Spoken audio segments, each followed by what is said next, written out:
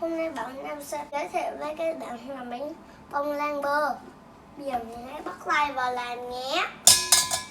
Thành phần nguyên liệu: mình có một cái đường dầu, một cái quế, một cái phở lòng và một cái khuôn, và đã được lót cái giấy và lại điểm chuẩn hẹp. Còn thành phần bột đồ vani, sữa chuẩn, bơ đã nhạy mềm, bột số 11, đường, nho khô đã được rắc bột rồi bảo, muối bột ngọt với nhau các bạn. Bước đầu tiên mình hãy đặt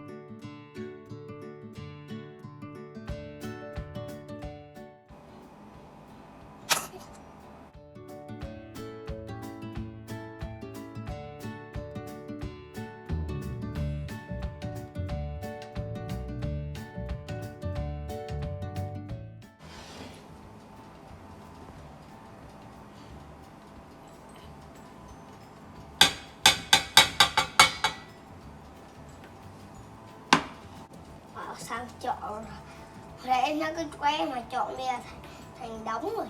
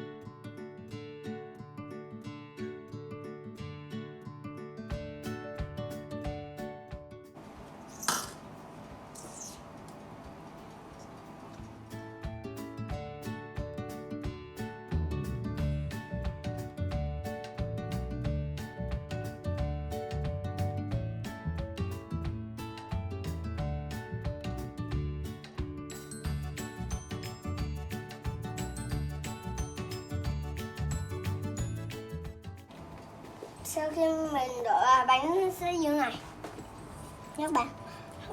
Sau đó mình sẽ cho vào lò nước.